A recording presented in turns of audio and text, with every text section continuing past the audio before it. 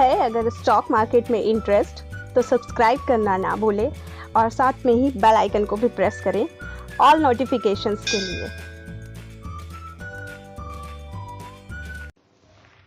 तो स्टूडेंट, काफ़ी टाइम आपके मन में एक ही क्वेश्चन आता होगा कि कौन सा सर्टिफिकेशन हमारे लिए बेस्ट होगा, क्योंकि हम सब सर्टिफिकेशन के बारे में तो बहुत बार सुनते हैं और देखते भी हैं कि ये सर्टिफिकेशन करो, स्टॉक मार्केट में जॉब के लिए आपको ये सर्टिफिकेशन करना चाहिए, ये बेस्ट होता है, विदाउट सर्टिफिकेशन आपको जॉब नहीं मिलेगी।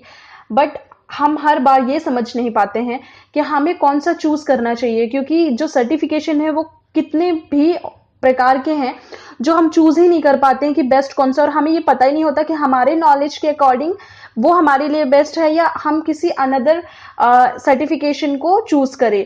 तो नमस्कार दोस्तों, मैं अंजलि मिश्रा आपका स्वागत करती हूं अपने YouTube चैनल पे। आज आपको कुछ ये टिप्स मैं देना चाहूंगी कि आपको कौन सा सर्टिफिकेशन चूज करना चाहिए जो आपके लिए आपके नॉलेज के हिसाब से बेस्ट होगा। तो चलिए हम स्टार्ट करते हैं। तो स्टूडेंट, जैसा कि आप देख सकते हैं यहाँ पे आपको पूरे सर्टिफिकेशन की लिस्ट प्रोवाइड हो रही है, और इन सारे लिस्ट में आप देखोगे कि जो बहुत सारे हाईलाइटेड हैं, जैसे कि NISM 8 का है वो बहुत हाईलाइटेड होता है, इक्विटी डेरिवेटिव का एंड म्यूचुअल फंड का, और आप देख सकते हो कि रिसर्च एनालिस्ट होता है जो, और आपका इन्वेस्टमेंट एडवाइजर होता है, ये भी काफ़ी हाईलाइटेड होता है।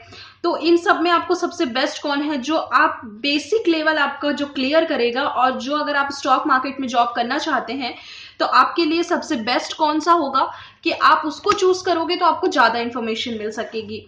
तो स्टूडेंट, मैं आपको यही बोलूँगी कि जिस तरीके से जब मैंने स्टार्ट किया था, मैं आपको अपना एक्सपीरियंस शेयर करती हूँ कि जब मैंने स्टार्ट किया था तो एक्चुअली मुझे काफ़ी एक्सपीरियंस भी है और ये सारी चीज़ें, बट जब सर्टिफिकेशन की बात आई थी तो सर्टिफिकेशन में ऐसा हुआ था कि मैंने जब स्टार्ट किया था तो मैंने NISM 8 की सीरीज़ को सबसे पहले फॉलो किया था।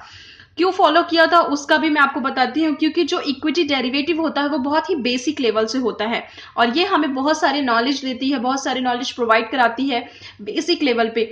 जैसे कि अब आप देख सकते हैं कि इसमें कई प्रकार के आपको जॉब मिल सकते हैं, जो मैं आपको बताती हूँ कि आपको रिलेशनशिप मैनेजर के लिए जॉब मिल सकती है, जो कि आप फील्ड वर्क भी कर सकते हैं। अगर आप चाहते हो कि आपको फील्ड वर्क मिले तो आप फील्ड वर्क के लिए, जो कि बॉयज़ वगैरह के लिए काफ़ी अच्छा होता है, और कुछ बॉयज़ ऐसे होते हैं जिन्हें अच्छा लगता है कि उन्हें फील्ड वर्क मिले, ऑफिशियल वर्क नहीं मिले, तो इसमें आप रिलेशनशिप मैनेजर, रिलेशनशिप ऑफिसर के लिए जा सकते हैं। एंड जैसे अगर गर्ल्स की बात करें या बॉयज़ की भी, कुछ बॉयज़ ऐसे होते हैं जिन्हें सिर्फ ऑफिशियल काम करना पसंद है, तो उनके लिए कैसा है कि आप एडवाइजर की जॉब चूज कर सकते हो इसमें, और डीलर की जॉब चूज कर सकते हो। तो इसमें क्या होता है कि आपको ऑफिशियल मिलती है, जो कि आपको सिर्फ ऑफिस में बैठ के ही काम करना होता है, और आउटडोर नहीं होता है, इंडोर होता है। एक तरीके से आपको वहां पे ऑफिस में बैठ के ही काम करना है, लैपटॉप होगा, कंप्यूटर होगा, उसके थ्रू ही आपको काम करना है। जो रिलेशनशिप मैनेजर और ऑफिसर होते हैं वो भी 3:30 बजे तक काम करते हैं, उसके बाद आपका मार्केटिंग के लिए जाते हैं। वो जिस तरीके से क्लाइंट की रिक्वायरमेंट होती है, ऐसा नहीं कि आपको 100% मार्केटिंग के लिए बाहर जाना ही पड़ेगा। एक्चुअली क्या होता है कि जब आप मार्केटिंग के लिए जाते हो तो डिपेंड करता है कि आपका क्लाइंट की क्या रिक्वायरमेंट है। कुछ क्लाइंट आजकल ऐसे होते हैं कि वो इतना सारी चीजें नहीं चाहती हैं, मतलब उनका तालमेल बहुत अच्छा होता है अपने आपका जो रिलेशनशिप हो गया, आपके एम्प्लॉयज से तालमेल अच्छा रहता है, तो वो क्या करते हैं कि वो मेल के थ्रू ही सारे डॉक्यूमेंट्स दे देते हैं, या मेल के थ्रू ही वो सारी इन्फॉर्मेशन प्रोवाइड करा देते हैं, व्हाट्सएप के थ्रू प्रोवाइड करा सकते हैं। वैसे ऑफिशियली अगर मैं आपको बताऊं तो ऑफिशियली क्या होता है कि जब स्टॉक मार्केट में आप कोई भी डॉक्यूमेंट्स लेते हो या किसी भी फील्ड में आप डॉक्यूमेंट लेते हो तो मेल के थ्रू ही मंगाया जाता है, वही लीगल है। इनलीगल प्रोसेस ये है कि आप व्हाट्सएप के थ्रू नहीं मंगा सकते हो। तो यहाँ पे क्या होता है कि आप 3:30 बजे के बाद आप मार्केटिंग के लिए जा सकते हो। तो आपके पास 4 ऑप्शन खुल जाते हैं। अगर आप इक्विटी डेरिवेटिव का जॉब करना पसंद करते हो तो आपको यहाँ पे रिलेशनशिप मैनेजर, ऑफिसर, और आपको एडवाइजर के लिए और आपको डीलर के लिए जॉब मिल जाती है। अब इसकी सैलरी जो बेसिक होती है, जो बेसिक लेवल पे लोग जाते हैं एज अ फ्रेशर, तो 18,000 से 25,000 के बीच में इसकी सैलरी होती है। और साथ में आप अच्छी कंपनी में जा सकते हो, जैसे कोटेक में जा सकते हैं, मोतीलाल में जा सकते हैं, और आप देखोगे कि ICICI डायरेक्ट में आप जा सकते हो, और बहुत सारी एंजल ब्रोकिंग हो गया, आपका ज़राधा हो गया, बहुत सारी ब्रोकिंग फर्म है जिसमें आप डायरेक्ट अप्लाई कर सकते हैं। India bull house and finance है, उस पर भी आप अप्लाई कर सकते हो। तो ये सारी चीज़ें इन्फॉर्मेशन होती है। एंड आपको सबसे इंपॉर्टेंट बात मैं ये बोलूँगी कि अगर आप बेसिक लेवल पे काम करना चाहते हैं, अगर आपके पास थोड़ा बहुत नॉलेज है, ट्रेडिंग का थोड़ा बहुत नॉलेज है, या आपको ज़्यादा डीप नॉलेज नहीं है, तो आप इक्विटी डेरिवेटिव 8 के लिए जाए। क्योंकि आप अगर इन्वेस्टर के लिए जाते हो, करेंसी के लिए जाते हो, रिसर्च एनालिस्ट के लिए जाते हो, तो आपके लिए आपका बेसिक आपका नॉलेज होना बहुत इंपॉर्टेंट है, जो आपको सिर्फ इक्विटी डेरिवेटिव के थ्रू ही मिलता है। तो मैं आपको यही बोलूंगी कि अगर उस लेवल पे आप जानना चाहते हैं, कि आप जॉब करना चाहते हैं, कि मुझे बेसिक लेवल मेरा क्लियर हो और मैं एक अच्छी जॉब भी पा सकूं और मुझे ज़्यादा मेहनत भी ना करना पड़े स्टडी में, और मेरा थोड़ा बहुत भी स्टडी करता हूं, अगर थोड़ा बहुत भी स्टडी करती हूं तो मेरा इजीली वो एग्जाम निकल जाए, तो आप इक्विटी डेरिवेटिव को फर्स्ट प्रेफरेंस दीजिए।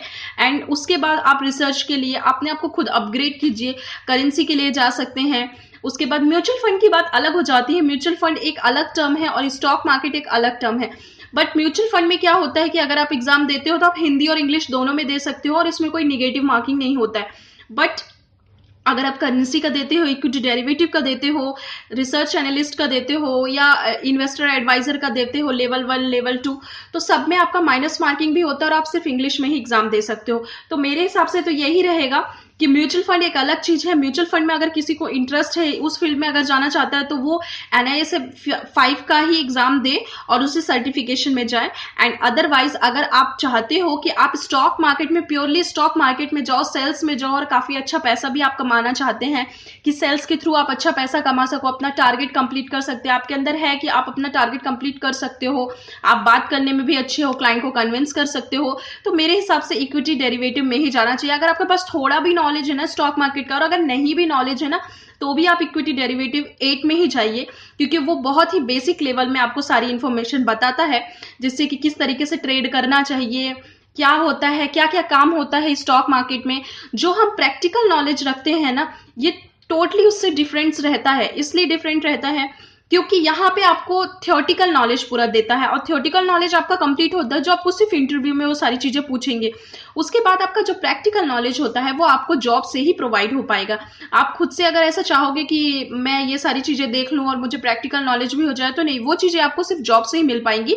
आपको थियोटिकल नॉलेज चाहिए तो इक्विटी डेरिवेटिव का ही आप एग्जाम दो। उसमें सारी चीजें बताता है कि कोई क्लाइंट का कितना इन्वेस्टमेंट है तो आपको कितना प्रॉफिट हो सकता है, क्लाइंट को क्या प्रॉफिट हो सकता है, क्या लॉस हो सकता है। एक तरीके से calculation, theoretical question, numerical questions, और किस तरीके से एक्चुअली शेयर मार्केट जो बेसिक लेवल पे है वो वर्क करता है और किस तरीके से वो काम करता है। हेजिंग हो गया, आपका आर्बिट्रेजर हो गया, और भी बहुत सारी चीजें, कॉन्टेंगो हो गया, बैकवर्टेशन हो गया, ये सारी चीजें स्टॉक मार्केट में बहुत ही इंपॉर्टेंट होती है, जो कि हम जब जॉब करते हैं वो सारी चीजें यूज आती हैं। तो मैं आपको यही बोलूंगी कि आप इक्विटी डेरिवेटिव 8 के लिए जाइए। और आज जो मैंने ये वीडियो बनाया है वो इसलिए बनाया है क्योंकि इससे रिलेटेड मुझे बहुत ज्यादा कमेंट आते हैं, और मैं जो वीडियो बनाती हूँ वो रिक्वेस्टेड वीडियो ही बनाती हूँ। जिस पे रिक्वेस्ट ज्यादा रहता है मैं उसको फर्स्ट प्रेफरेंस देती हूँ, क्योंकि मुझे पता है कि वो आप लोगों को सबसे ज्यादा जरूरत है उस नॉलेज की। तो आई होप सो कि ये जो वीडियो मैंने बनाया है वो आपके लिए बहुत हेल्पफुल होगा। आप लोगों को वीडियो पसंद आया होगा, हेल्पफुल होगा, तो प्लीज लाइक कीजिएगा, सब्सक्राइब कीजिएगा, और साथ में अपने फ्रेंड्स को भी शेयर कीजिएगा। एंड साथ में अगर आप चाहते हो कि मैं आपकी कोई आप चाहते हो कि आपको उस टॉपिक पे कोई नॉलेज मिले, या आपका कोई रिक्वेस्ट है, तो आप मुझे हैशटैग करके, या फिर आप मुझे नॉर्मली आप कमेंट कर सकते हो वहां पे। और कमेंट जैसे आप यूट्यूब पे करते हो, अगर मुझे लगता है कि इसमें मुझे वीडियो बनाना चाहिए जो कि एक्चुअल आप लोगों को बहुत रिक्वायरमेंट है, तो नेक्स्ट वीडियो मेरा उसी पे होगा। तो आई होप सो आपको समझ में आया होगा वीडियो, और सारी चीजें क्लियर हुई होंगी। अगर कुछ समझ में नहीं आता, या कुछ चीजें, कुछ इन्फॉर्मेशन मुझसे छूट गई होंगी या मैंने नहीं बताई होगी, तो प्लीज वो भी मुझे कमेंट कीजिएगा, मैं नेक्स्ट वीडियो में उसको बताऊंगी। और साथ में ही तब तक के लिए take care of your health and your family. अब हम मिलेंगे नेक्स्ट वीडियो।